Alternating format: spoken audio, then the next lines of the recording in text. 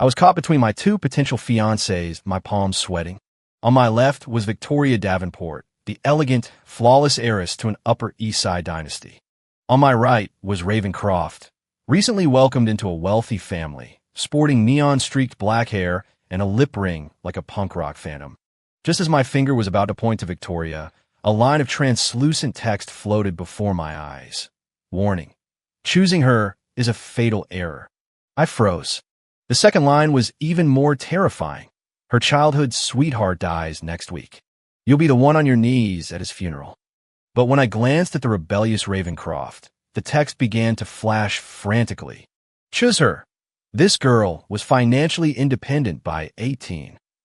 My grandfather sat in a massive mahogany wingback chair, slowly turning the heavy signet ring on his finger as his gaze shifted between me and the two young women. Liam, you have to make a choice today. His voice left no room for argument. I looked at Victoria Davenport on my left. She wore a tasteful designer cocktail dress, her dark hair a perfect cascade, and she offered me a sweet, practiced smile. Ravencroft on my right was her complete opposite. Her hair was a startling black with electric blue streaks. Her ears were adorned with at least 7 different piercings, and her lips were curled into a dismissive smirk. I pulled my gaze back and turned toward Victoria, about to speak. Just then, a line of translucent blue text materialized in the air. Don't do it, buddy. Don't choose the heiress. She'll blame you for her childhood sweetheart's death and make you spend the rest of your life atoning for it on your knees. I blinked, convinced I was hallucinating. The text continued. Go with Raven. Okay. She's waiting for you. She made herself look like someone nobody would want. All for you. Beneath it all, she's amazing. A certified genius, financially independent since she was 18. Liam, my grandfather's voice snapped me back to reality. What is your choice? I looked at Victoria again. She maintained her perfect smile, but the warning from the text sent a chill down my spine. I took a deep breath. I choose Raven. The living room fell so silent you could hear a pin drop. Victoria's smile froze on her face, and a coldness I had never seen before flickered in her eyes. Raven, however, shot her head up, staring at me in disbelief. The metal of her piercings glinted harshly under the chandelier. Are you certain? Grandfather frowned, the motion of his ring stopping. I'm certain, I heard myself say, though I had no idea why. Victoria let out a sudden, sharp laugh. Liam, Sterling, you will regret this. She turned and swept out of the room, her dress stirring a cold draft. Raven stood frozen, but I noticed her clenched fists were trembling slightly. Since it's decided, so be it, Grandfather sighed. Miss Croft, from this day forward, you're the fiancée of the Sterling family. Raven didn't answer. She just stared at me, her expression a complex mystery I couldn't begin to decipher. The text appeared again. Don't worry, this was the right call. She's been waiting for this moment for a long, long time. The engagement ceremony was so simple it felt dismissive. Raven showed up in a black leather jacket, a stark contrast to the traditional celebratory red of the Sterling family's decor. The whispers of my relatives were a constant buzz in my ears. Why would Liam choose a girl like that? I heard the Crofts just found her. She's completely wild. This is going to be difficult to explain to the Davenports. I stole a glance at Raven beside me. She was chewing gum with a blank expression, as if the whole affair had nothing to do with her. After the ceremony, tradition dictated that I escort my fiancée home.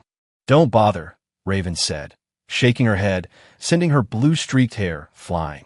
I have my own ride. What ride? I asked instinctively.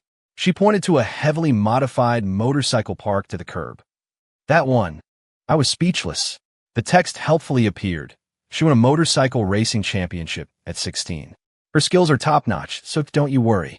I should still take you, I insisted. It's tradition, after all. Raven raised an eyebrow. Suit yourself.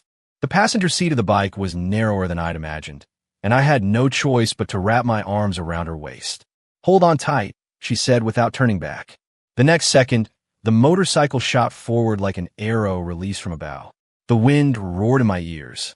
I held on to her tightly, smelling the faint scent of tobacco in her hair. The text popped up again. She doesn't actually smoke.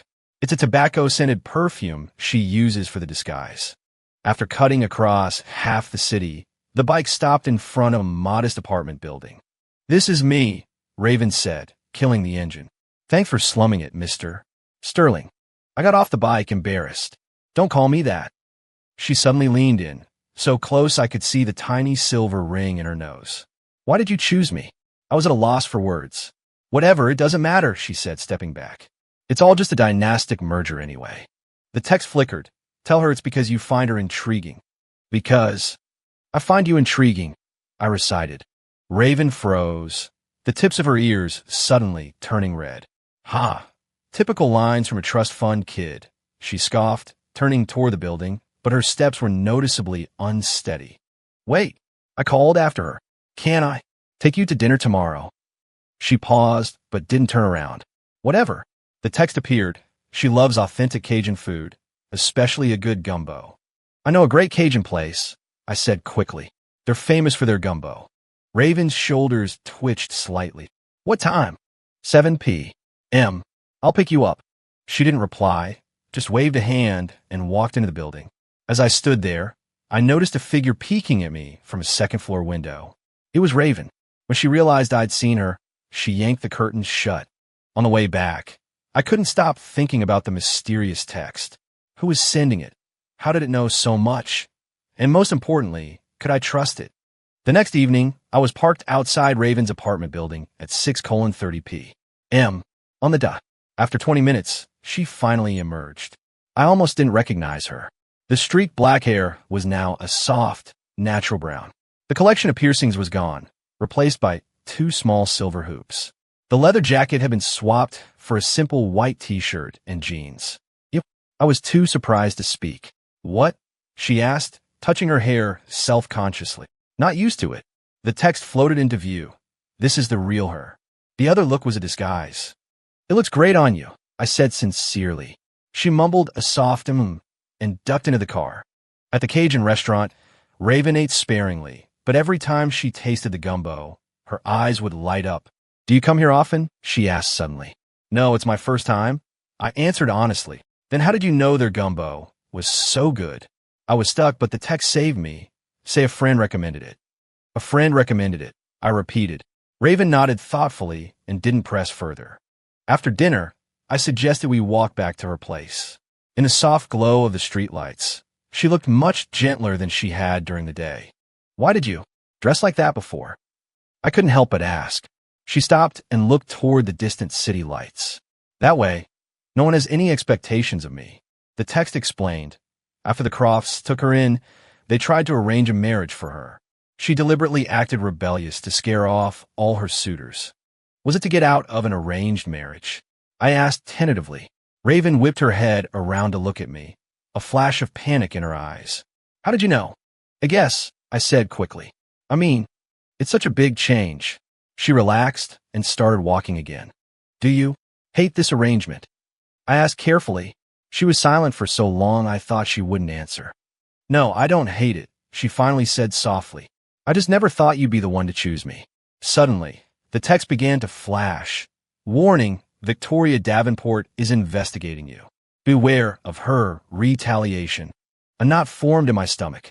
Before I could process it, my phone rang. It was my grandfather. "Liam, come home immediately," he said, his voice unusually grim. "The Davenports are here." I hung up and looked at Raven. "I have to go back." "Go on," she said calmly. "I can get back by myself." I hesitated. "Can I see you tomorrow?" A small smile played on her lips. "Depends on how you behave." On the way back to the Sterling estate, the text kept flashing warnings about Victoria. Her childhood sweetheart, Julian Astor, died in an accident last week. She believes the Sterling family is involved. She is digging up dirt on you. Be careful of the funeral. Do not go to the Davenport estate alone. My heart sank. If this text was telling the truth, I had narrowly avoided a disaster. But at the same time, I had just walked into an even bigger mystery. Why was Raven waiting for me? Who was sending me these messages? And just how dangerous was Victoria Davenport? The atmosphere in the Sterling family's formal living room was so thick with tension you could cut it with a knife. Mr. Davenport sat stiffly in a guest chair, his face a mask of cold fury. Victoria stood behind him, her eyes red and swollen, yet she still carried herself with an air of poised elegance. "Arthur, the Davenports need an explanation for this." "Mr. Davenport said, his voice like ice. My grandfather fiddled with his signet ring, his brow furrowed. "Charles, we are all heartbroken about Julian's accident, but what does this have to do with the Sterlings?" Victoria suddenly spoke, her voice sharp. "Whose company undercut Astor Industries' project? And who was the last person Julian saw before he took his own life?" Her gaze shot toward me like a dagger. The text flickered in the air. The Astor project was lost in a fair business competition. Julian Astor killed himself over failed investments. It has nothing to do with you. I took a deep breath.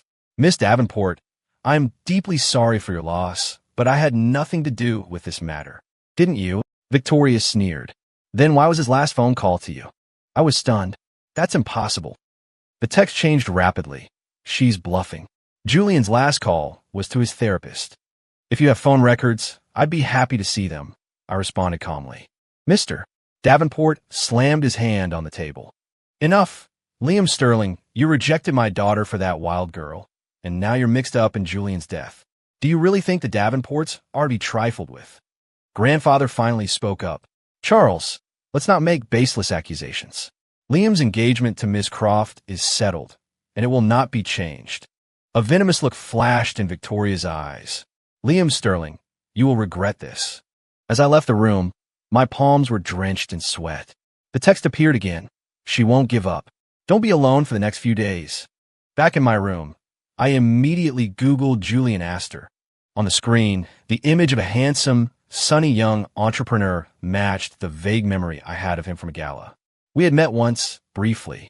The news reports said he had jumped from his office building after accumulating massive debt from a failed cryptocurrency investment. My phone vibrated. It was a message from Raven. "Dinner tomorrow?"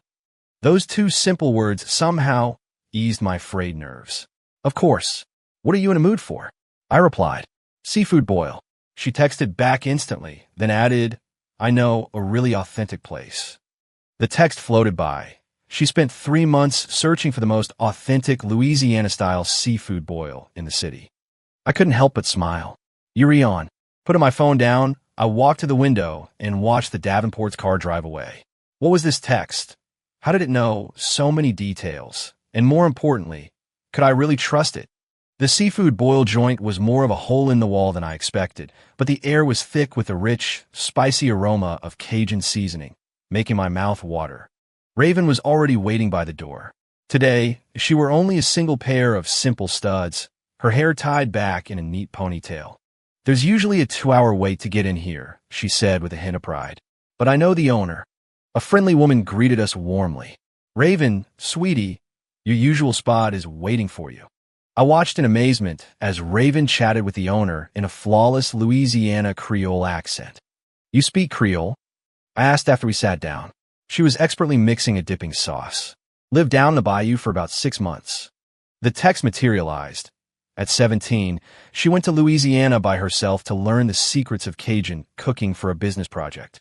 "A business project?" I blurted out. Raven's hand paused, her eyes wary. "How did you know that?" Thinking fast, I said, "Just a guess. You seem too professional for it to be just a hobby." She gave me a skeptical look, but handed me the sauce she'd prepared. "Try this. It's the authentic recipe." The first bite of shrimp, drenched in the spicy, savory sauce, exploded on my tongue. It was genuinely better than any upscale restaurant I'd ever been to. "This is amazing," I praised, meaning every word. A small smile touched Raven's lips, and a flicker of satisfaction lit up her eyes.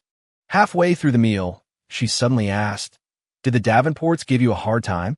I nearly choked. "How did you know?" "This world is smaller than you think," she said nonchalantly, while subtly watching my reaction. "Julian Astor's death had nothing to do with you." The text confirmed. She looked into it. "She knows you're innocent." A warmth spread through my chest. "Thanks." "Don't thank me," she said, looking down at her plate. "I just don't like seeing innocent people get framed." When we went to pay, the owner refused to take our money. "Raven helped my family out big time. This one's on the house." Outside the restaurant, I asked curiously, What did you do for her?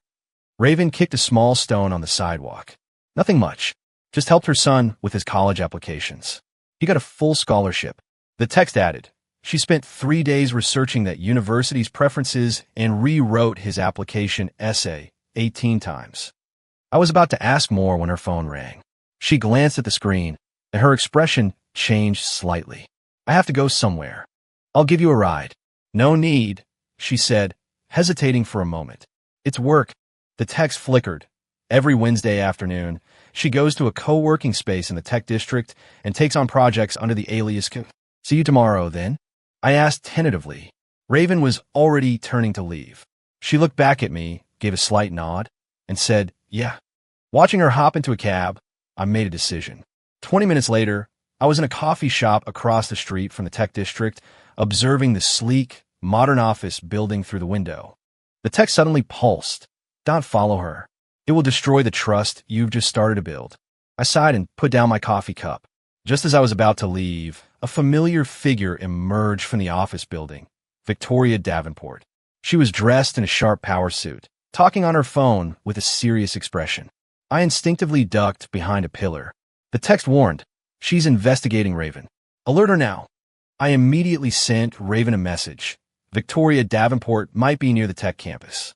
Be careful. Almost instantly, she replied, how do you know I'm at the tech campus? I froze, realizing my mistake. Before I could invent a plausible lie, another message came through. But, thanks for the heads up. I let out a long breath, but I was also confused. Why would Victoria be at the place where Raven worked? The text provided the answer. Victoria is trying to uncover the true identity of Q. She suspects it's connected to Raven. Who is Q? And how many secrets was Raven hiding? At the family dinner that weekend, grandfather made an announcement. Raven will be moving into the Sterling estate next week, he said. His tone is casual, as if he were discussing the weather. It's a Sterling tradition for couples to foster their relationship before the wedding. I nearly choked on my soup. So soon. Is there a problem? Grandfather's sharp gaze fell on me. No, I said, looking down at my soup to hide my excitement. The text danced playfully. If you're happy, just say so. She'll be in the East Wing, only 20 yards from your room. My ears fell hot. What about the Davenports? I changed the subject. Grandfather put down his chopsticks. Charles Davenport called this morning to apologize. Said he acted rashly. That didn't sound like Mr. Davenport. The text warned. Victoria is acting behind her father's back. She has approached Raven's friends. After dinner, I couldn't resist messaging Raven. Heard you're moving in? Yeah, your grandfather's orders, she replied quickly. I can say no if it's inconvenient. It's very convenient. I typed, then, realizing how eager I sounded, quickly added, I mean, the estate has plenty of rooms. Oh, was her simple reply. A few minutes later, she sent another message. I don't have much stuff. I'll be there Tuesday. On Tuesday morning, I sat at the breakfast table, fidgeting and constantly checking my watch. Anxious to see your fiancé, my cousin Evan teased. I shot him a glare, but couldn't deny it. Suddenly, the text appeared. She's early. She's at the main gate right now, and Victoria Davenport is blocking her way. I shot up from my chair and rushed out without an explanation. Outside the main gate of the Sterling estate, Victoria's red sports car was parked sideways, blocking the moving truck. Raven stood beside the truck, her expression calm, but her clenched fists betrayed her agitation. Miss Davenport, what is the meaning of this? I said, striding between them. Victoria, impeccably made up, smiled sweetly. Liam, I just came to congratulate Miss Croft. She turned to Raven. By the way, I found out something interesting. About someone named Q. Raven's eyes instantly sharpened. The text flashed urgently. She's bluffing to get a reaction. Don't fall for it. Victoria, I interrupted coldly. Please move your car, or I'm calling security. The smile vanished from her face. Liam Sterling, did you really think you could get rid of me by choosing some wild punk? Raven suddenly spoke. Miss Davenport, you have lipstick on your teeth.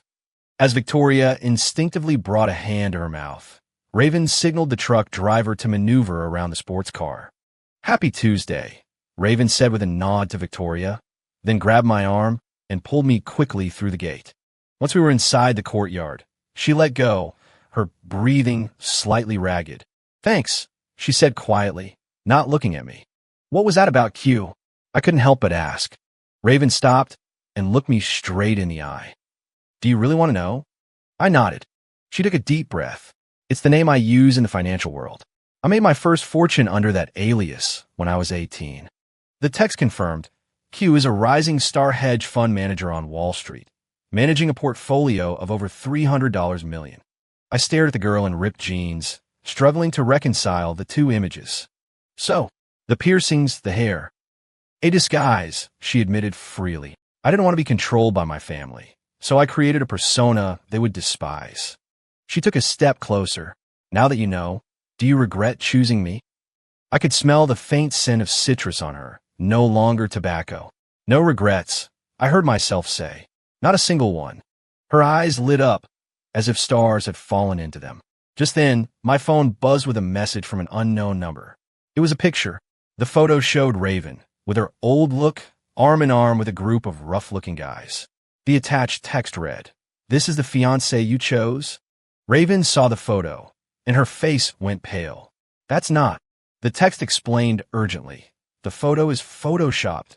Victoria had someone create it. I deleted the message immediately. You don't have to explain. I believe you. Raven stared at me, a flicker of vulnerability in her eyes that was quickly masked. Victoria won't stop, she said in a low voice. We'll face her together, I said, holding out my hand. After a moment's hesitation, she placed her hand in mine. In that moment, I felt that the mysterious text might have been right all along. Ravencroft was truly worth waiting for. 7 on Raven's third day at the Sterling estate, I got a text from her. Can you help me move some things? I'm in the West Wing storage room. When I arrived, she was staring helplessly at a pile of boxes. What's all this? I asked, pointing at a sealed crate marked with the letter Q. She quickly moved to block my view. Nothing, just some old files. The text danced playfully. She's lying. Those boxes are filled with her trading records and trophies as Can I see? I asked directly. Raven's ears turned red. No. Why not? Because. She bit her lower lip. You'll think I'm weird. I laughed. Weirder than the dyed hair and piercings. She shot me a glare, but couldn't help but smile. That's different. She finally relented and opened one of the boxes. Inside were neat stacks of financial magazines. Every cover featured the same masked figure with headlines like, The Mysterious Trader Q, how an 18-year-old earned their first fortune. I picked one up incredulous. This is you. She nodded, her eyes darting away. I started trading stocks when I was 14. Developed my own algorithm at 16. The text added, she disguised herself as a rebellious teen to protect this identity from being exploited by her family. Why did you hide this from me? I asked softly. Raven fiddled with a magazine. I wasn't sure if you'd believe me, or if you'd be like everyone else, only interested in Q. I closed the magazine and met her gaze. I'm interested in Ravencroft, whether she's Q or not. Her eyelashes fluttered like a butterfly's wings. Is there more? I asked, looking around. She hesitated, then pulled a key from her pocket. If you really want to know me, I have an office at the tech campus. An hour later, we were standing on the top floor of a high-end office building. Raven entered a code, and the door slid open. The office was compact, but had a spectacular view, with floor-to-ceiling windows overlooking the city. The walls were covered with awards and photos of Raven, always wearing that silver mask, with various titans of industry. I wear this every time I meet a client, she explained. No one knows what Q really looks like. My eyes were drawn to a monitor in the corner. As I got closer, I saw it was displaying real-time stock market fluctuations next to a complex algorithm interface. Still active? I asked. She nodded. I've been shorting the Davenport Corporation recently. I whipped my head around. What? Raven's expression turned sharp. Victoria forged photos to slander me. This is just a little payback. The text confirmed. She has already caused Davenport Corp stock to drop by 7%, a loss of about $20 million. This is too risky, I frowned. If they find out. They won't, she said confidently, her fingers flying across the keyboard to pull up a file. See, the Davenport's third quarter earnings report from last year was cooked. I'm just helping the truth come out a little faster. Watching her focus profile, I suddenly realized this girl was far more complex than I had ever imagined. Why did you choose me? I blurted out. With your abilities, you could have rejected this marriage arrangement entirely. Raven's hand stilled. She slowly turned to face me, her gaze softening. You really don't remember? I shook my head, confused. She walked to another cabinet and pulled out a framed photo. In it, a 15-year-old me stood by a lake with a small, ponytailed girl. Is this you? I took the frame, shocked. The first year the Crofts took me in, they brought me to a Sterling family gala, she said softly. Everyone else laughed at me, calling me the charity case. You were the only one who took me down to the lake. The floodgates of my memory opened. That quiet girl, who had listened to me talk for an entire afternoon and gave me a hand-carved wooden bookmark before she left. The bookmark, I murmured. Raven's eyes lit up. You still have it? It's in a drawer in my study, I said, my heart pounding.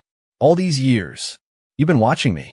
She turned away, the tips of her ears bright red. I just checked on the Sterling stock price occasionally. The text flashed mischievously. She buys several shares of Sterling stock on your birthday every year.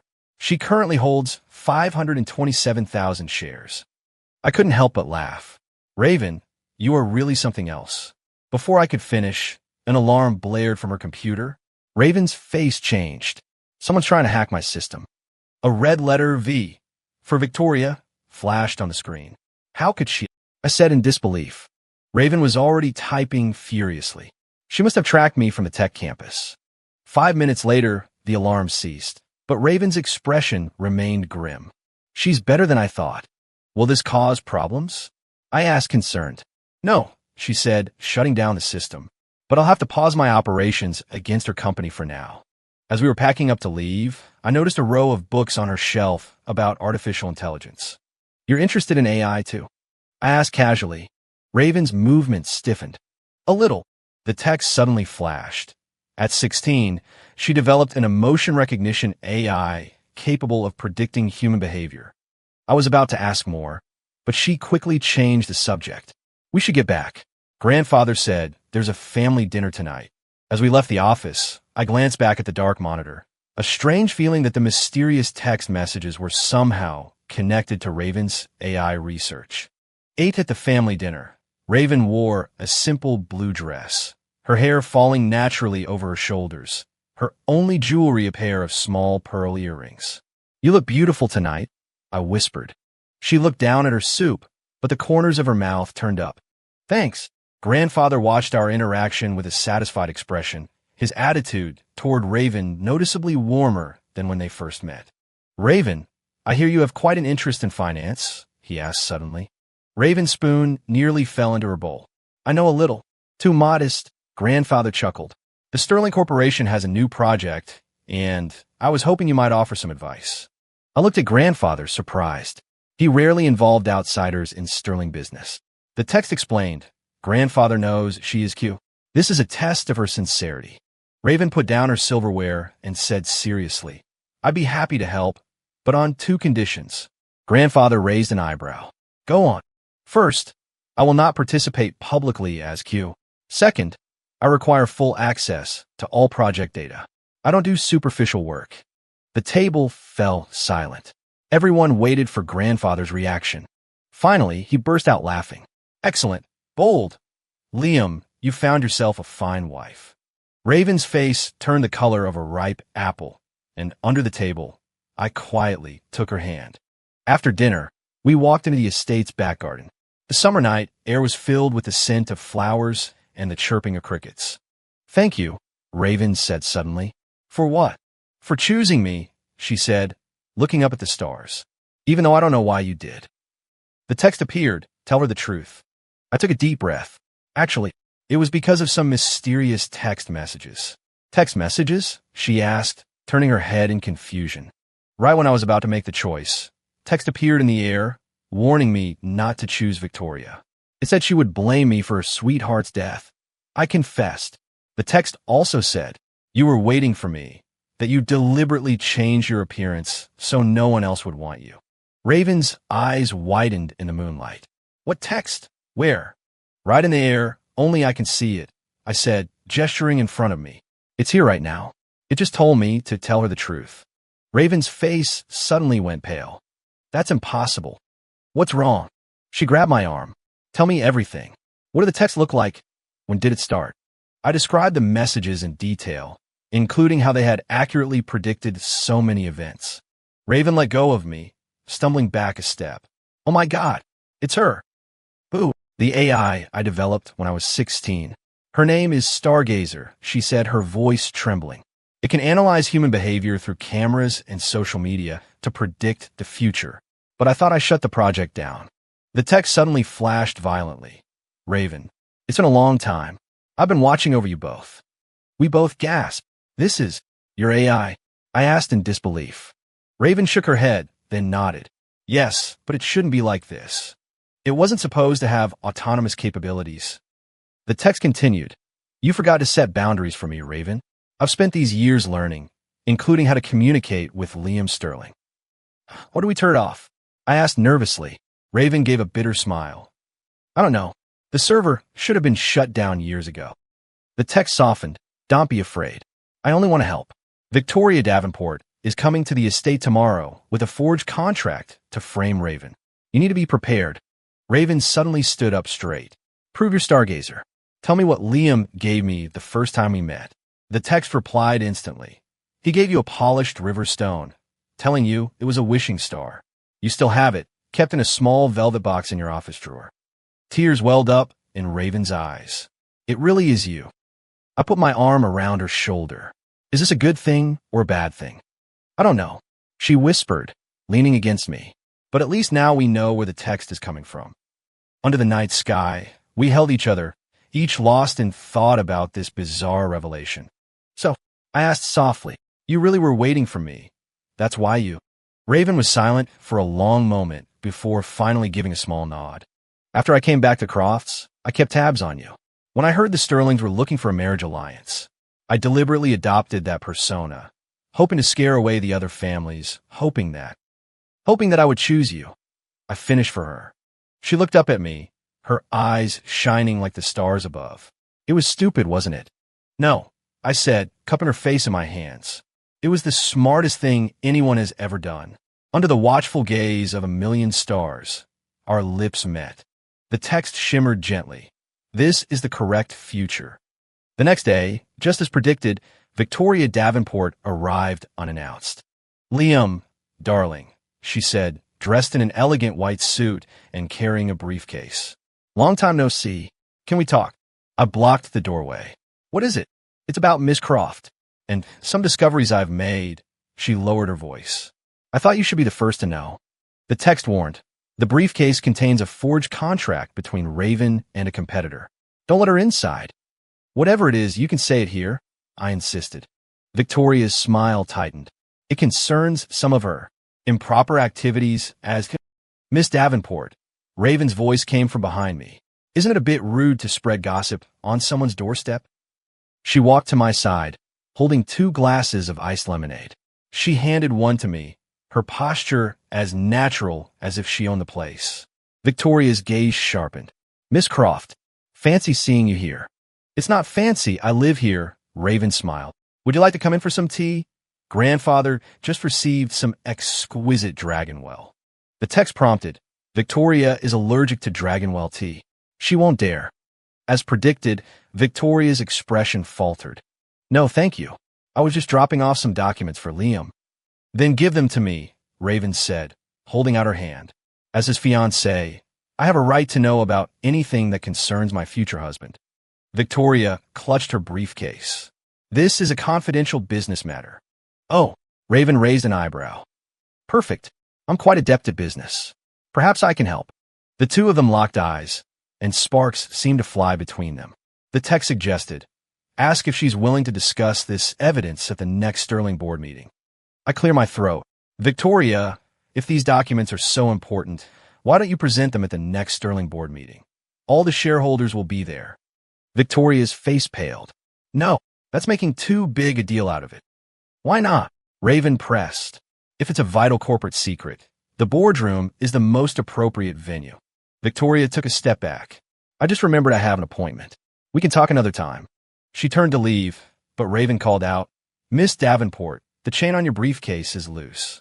As Raven reached out to help, she accidentally brushed against the latch, and the briefcase popped open.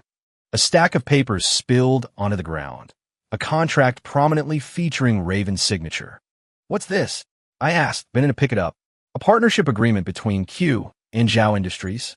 Raven glanced at it. "Interesting. The forgery of my signature is quite good, but unfortunately for them." She pulled out her phone and brought up a photo. "I never signed Q vertically. It's always at a 45-degree angle." The difference was obvious. Victoria's face turned ashen. I didn't know." "Miss Davenport," I said coldly, "forging a contract is a federal crime." The text added, "She's been recording your conversation. Get her phone." I moved quickly, snatching the phone from Victoria's hand. The screen confirmed it was recording. "Give that back," she shrieked. Raven said calmly, "Miss Davenport, you can either leave now, or you can wait for us to call the police." Fury burned in Victoria's eyes. "You'll both regret this." She grabbed her phone back and stumbled toward her car. As the red sports car sped away, Raven and I let out a simultaneous sigh of relief. "Not a bad team," Raven smiled. I put my arm around her waist. "The best." Back inside, however, Raven's expression grew worried. "She won't give up." The text flickered. "Her next move is to find Julian Astor's brother, Leo. He possesses evidence that could harm the Sterling family." "Leo Astor?" I frowned. I thought he was living abroad. "He came back last year," Raven said. "He's a notorious hacker on the dark web. Goes by the handle Ghost." I stared at her, shocked. "How do you know all this?" Raven gave a wry smile. "Stargazer was originally designed to track people like him." We looked at each other, realizing things were getting far more complicated. "We need to go on the offensive," Raven said, her voice firm. "We have to find Leo Astor before Victoria does." "Ow!" She gave me a mysterious smile. "We fight fire with fire. It's time to reactivate Stargazer's full capabilities." Raven's fingers flew across the keyboard, code scrolling down the screen like a waterfall. We were back in her secret office, trying to reactivate Stargazer's full functionality. "This is strange," she frowned. "The server should have been decommissioned years ago, but someone's been maintaining it." I handed her coffee. "Who could it be?" "I'm not sure, but the coding style is familiar." She stopped short. "Wait, this digital signature. It's Leo Astor." The text suddenly appeared in the air between us. "Leo Astor found me 3 years ago.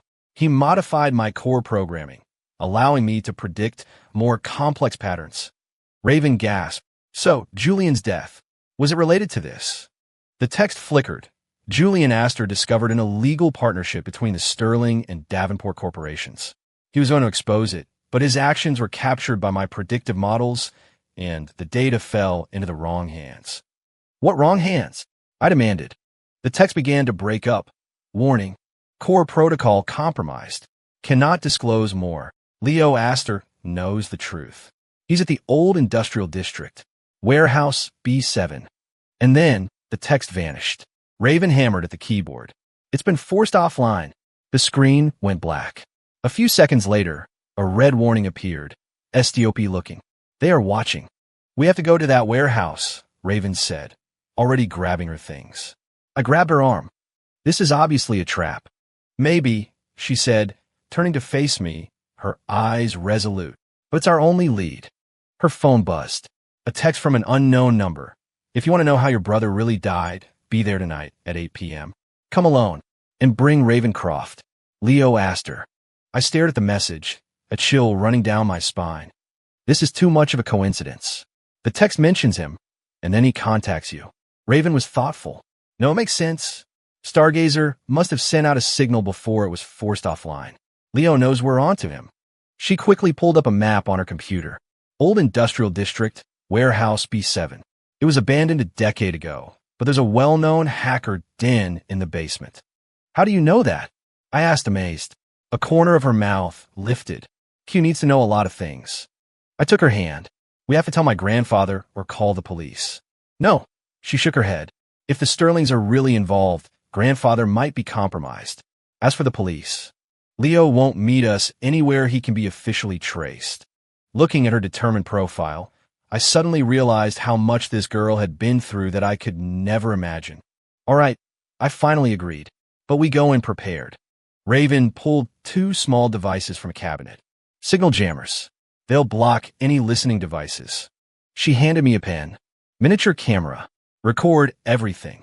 Finally, she hesitated, then retrieved a small, concealable pistol. My eyes widened. You have a gun. It's a taser, she said, checking the battery. But it's powerful enough to knock someone out for 3 hours. The text flickered one last time, weak but urgent. Victoria knows your plan. She will get there first. Raven and I exchanged a look and quickened our pace. The old industrial district was haunting under the night sky. The skeletons of abandoned factories loomed like giant beasts, and the darkness was punctuated by the occasional clang of metal. We arrived an hour early, hiding in a dilapidated clock tower across from warehouse B7 to observe. There, Raven pointed to a small, nearly invisible door on the side of the warehouse. The entrance to the basement. Sure enough, a few minutes later, a slender figure slipped through the door. It was Victoria, dressed in black athletic wear, a stark departure from her usual elegant attire. She's here, just like it said, I whispered. Raven checked her gear. We wait 10 minutes, then we go in through the front. The front? Isn't that walking right into a trap? Leo knows we're coming, she explained. Hackers hate uninvited guests. We have to play by his rules. 10 minutes later, we stood before the massive, rusted doors of the warehouse. Raven took a deep breath and pushed. It was pitch black inside, save for a single, faint red light in the distance. Follow me, she whispered, taking my hand and leading me forward. Suddenly, the red light turned green and the floor began to move. We were on a massive freight elevator. It descended for what felt like 3 stories, and then the space opened up before us, a futuristic, underground command center. The walls were lined with monitors, and at the center was a workstation comprised of a dozen computers. A young man in a black face mask sat at the main console.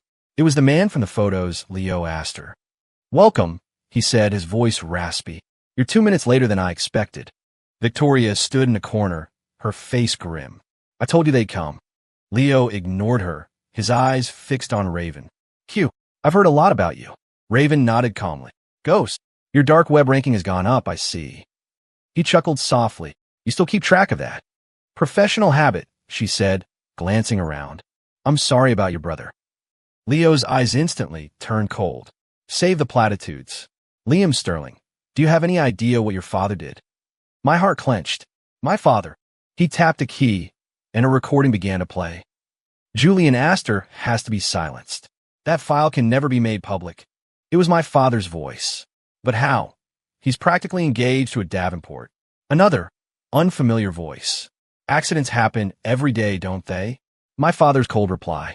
The recording ended, and the room fell into a dead silence. That's impossible, I stammered. My father wouldn't kill someone? Leo sneered. For the $3 billion secret project between Sterling and Davenport, he absolutely would.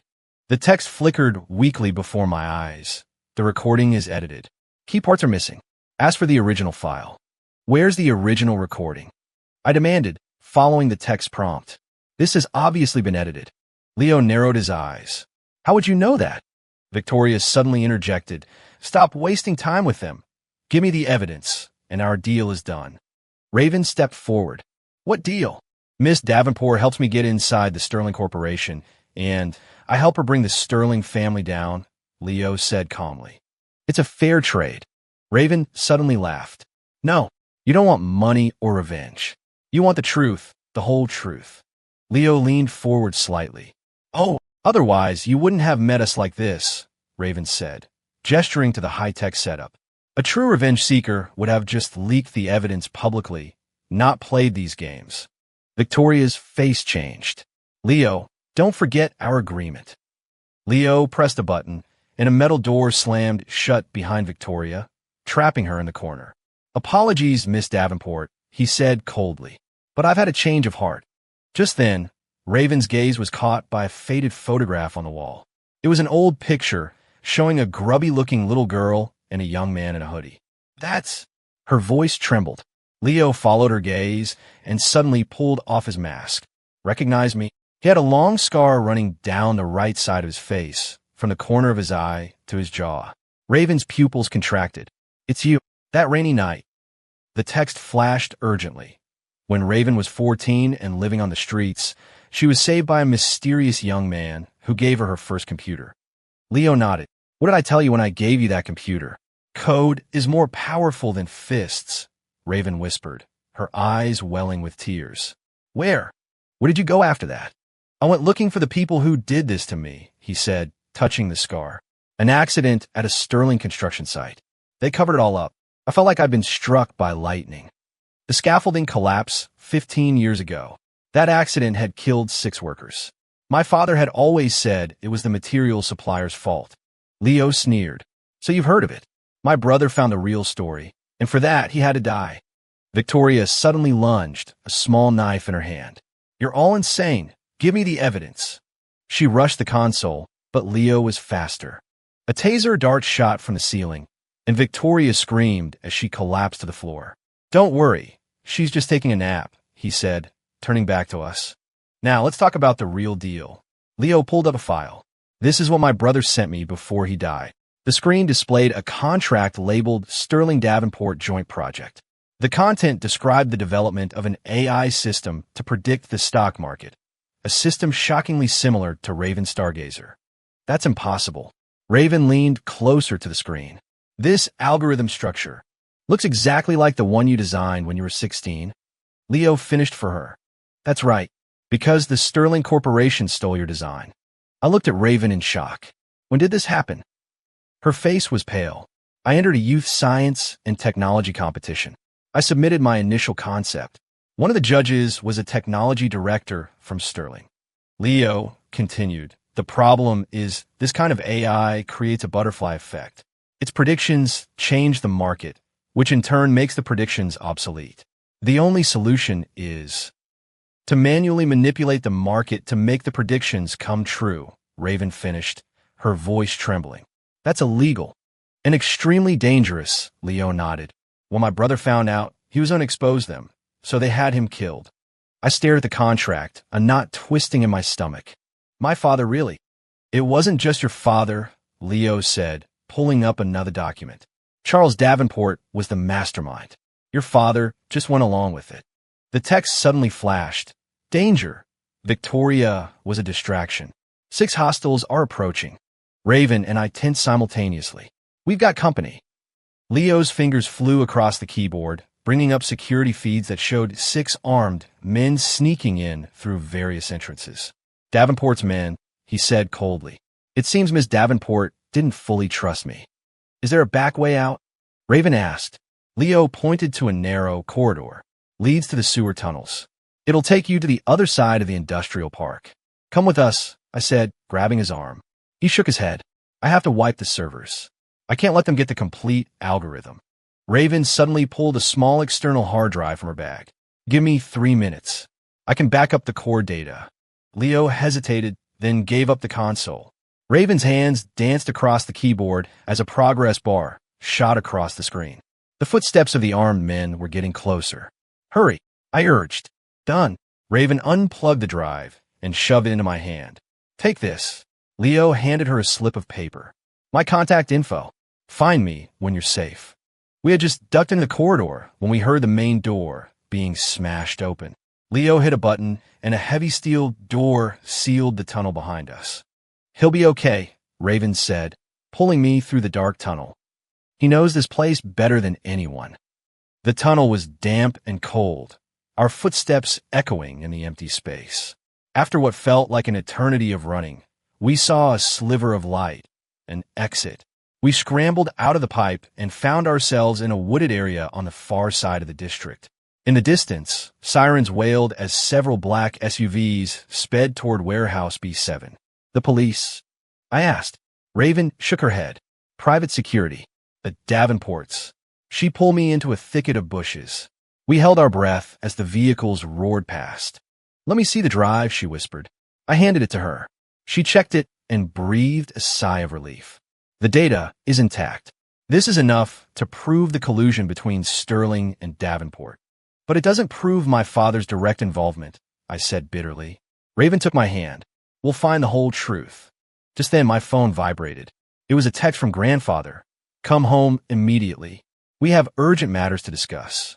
Raven and I looked at each other, a shared sense of unease passing between us. Too much of a coincidence, she frowned. We just got the evidence. The text flickered for the last time, faint and weak. Your grandfather is not involved, but someone is monitoring your movements.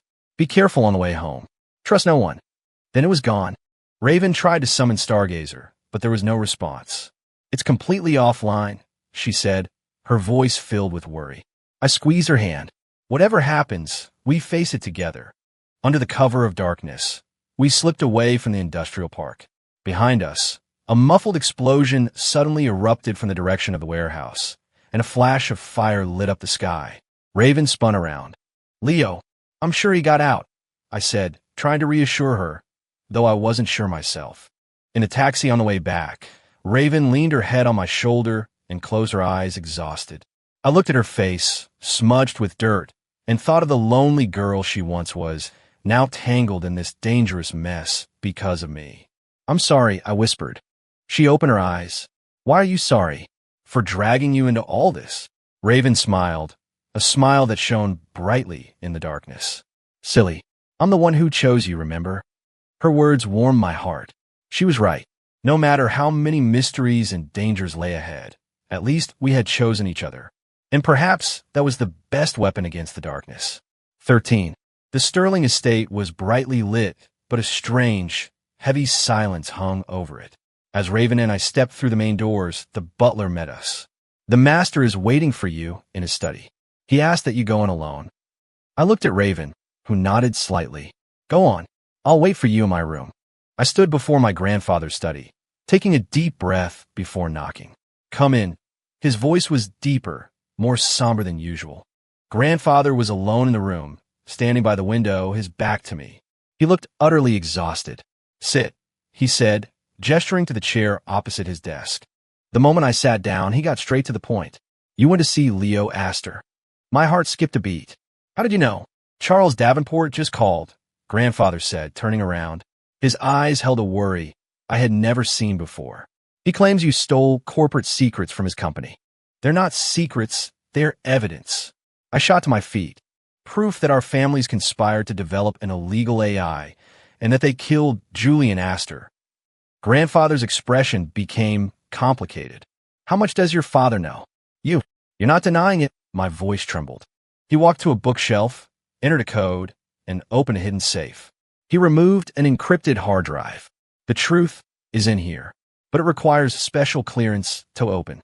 He handed the drive to me. Raven can do it, using her Q credentials. I stared at him, stunned. You knew she was Q all along.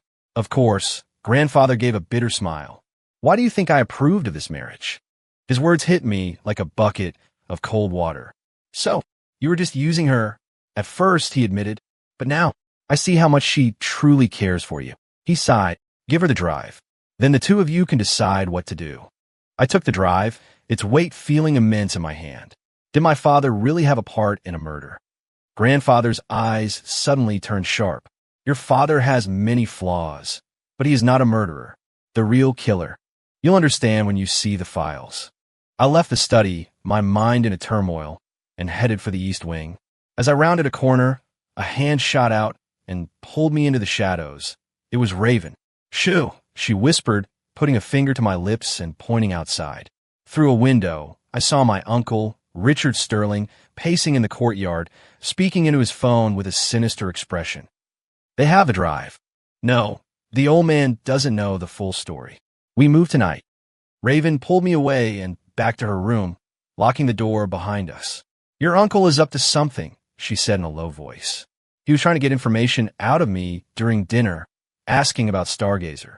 I held out the drive my grandfather had given me. We need to see what's on this. Raven took it and connected it to her specialized laptop. The screen flickered and a security prompt appeared. She entered a long string of code and completed a retinal scan. The files finally unlocked.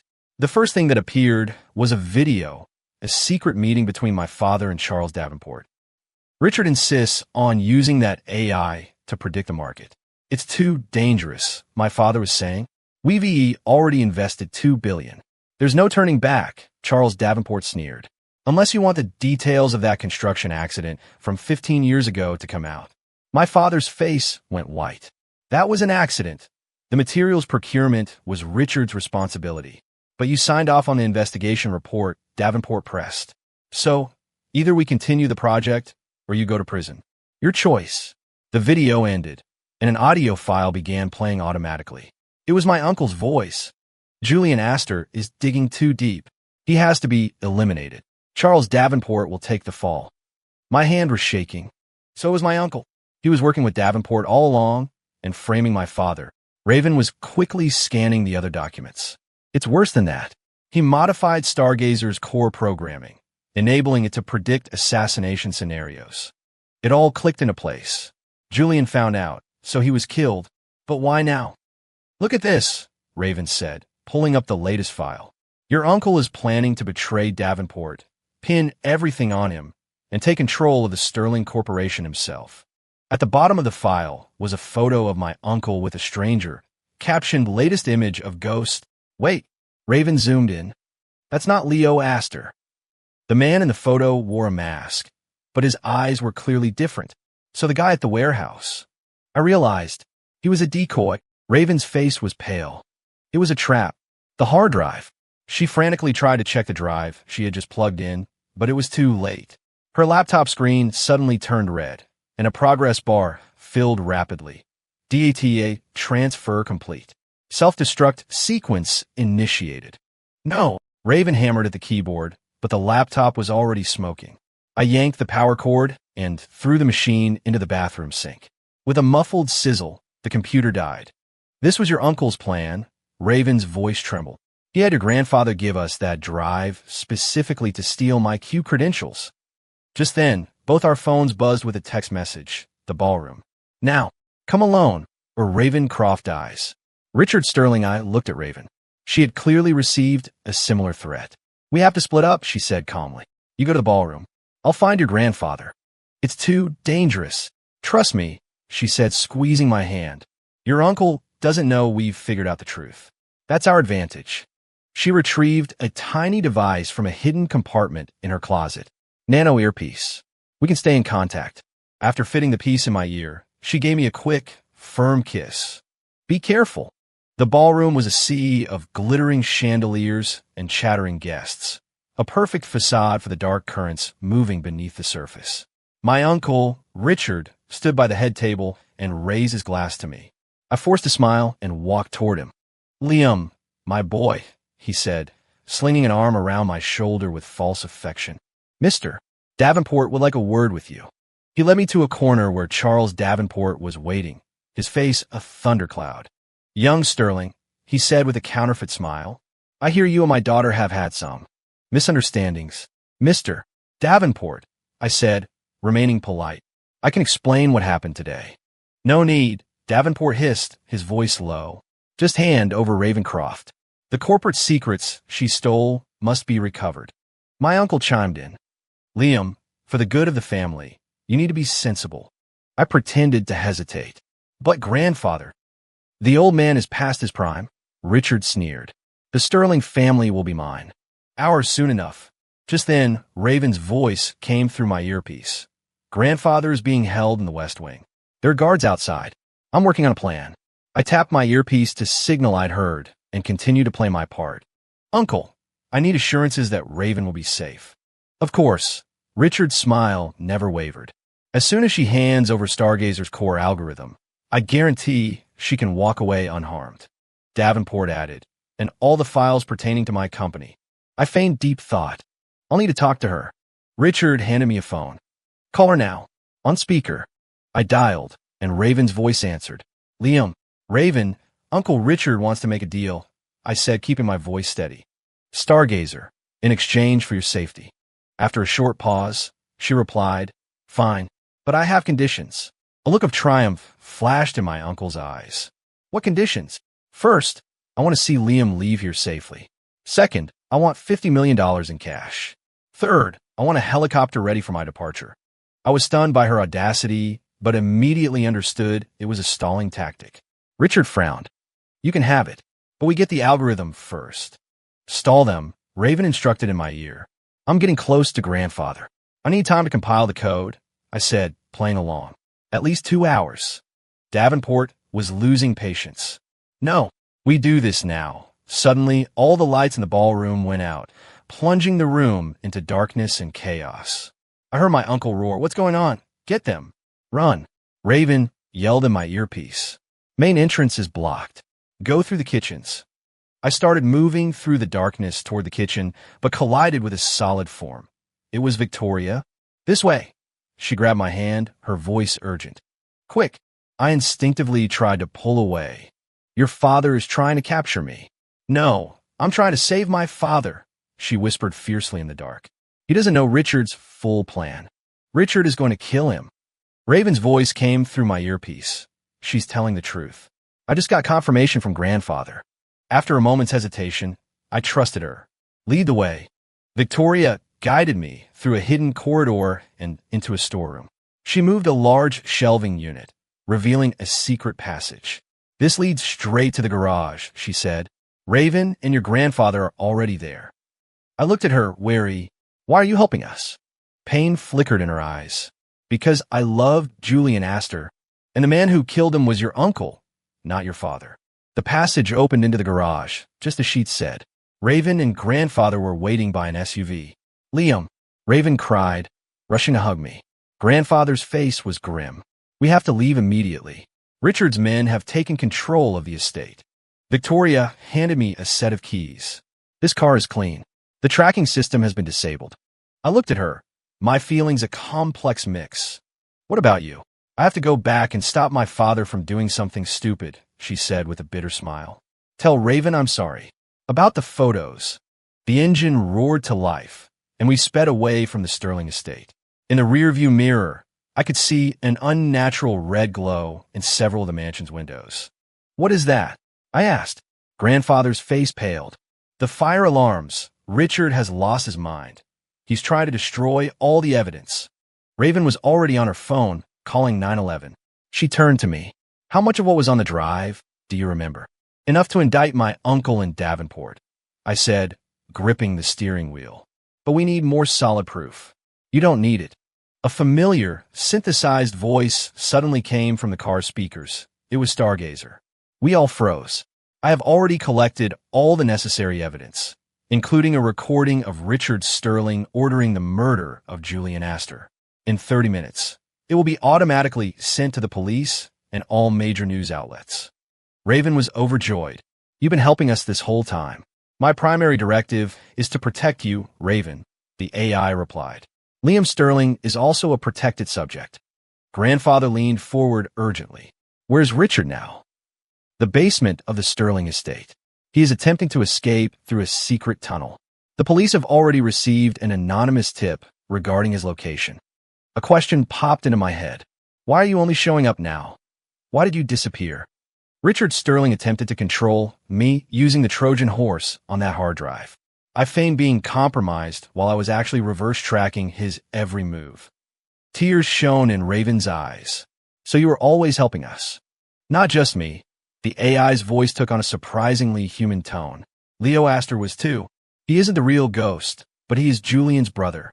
He risked everything, pretending to be a notorious hacker to lead you to the evidence." Police sirens wailed behind us, and several patrol cars sped past, heading toward the Sterling estate. "Is it over?" I asked, feeling dazed. Raven took my hand. "No, it's just beginning." From the back seat, Grandfather let out a long sigh. "Let's go to the police station. We have a lot of statements to give." One last sentence came from the car's speakers. "Raven, do you remember the first command you ever gave me? Help me find my way home. You found it now." And then, Stargazer went silent forever. 3 months later, Raven and I were sitting on a bench in the garden of the Sterling estate, enjoying a rare moment of peace. My uncle and Charles Davenport were in prison, facing a slew of charges, including murder and corporate fraud.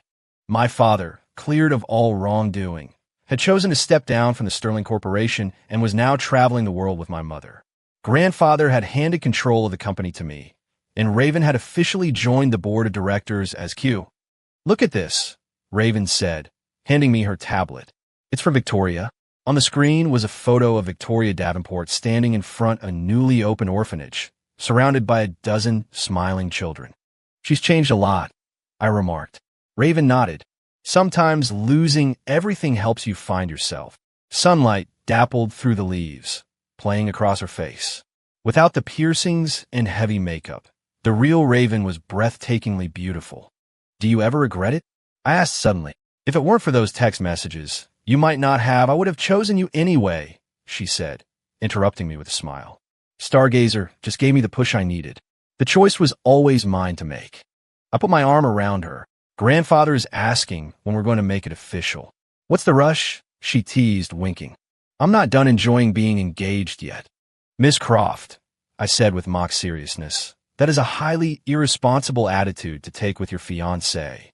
She burst out laughing, a sound as clear and bright as wind chimes. In the distance, the butler approached.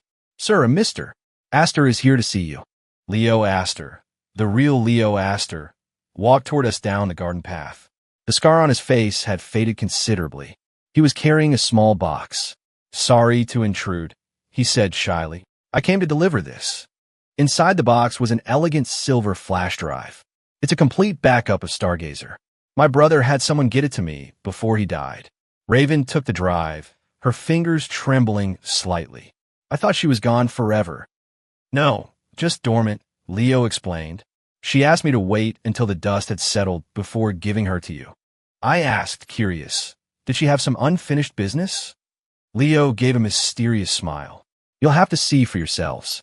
He said his goodbyes and walked away, his posture straight and confident. Back in the study, Raven plugged in the drive. A single line of text appeared on the screen. A final gift, your story. A beautifully edited video began to play, chronicling every significant moment of our journey.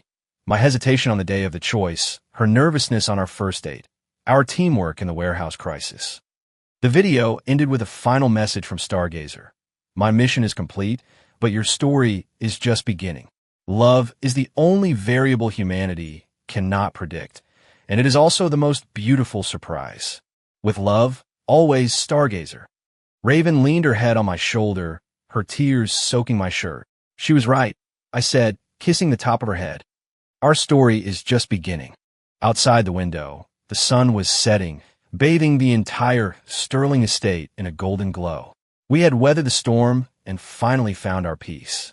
And I knew, no matter what unknowns the future held, with her by my side, everything would be all right. Because some choices, once you get them right, last a lifetime.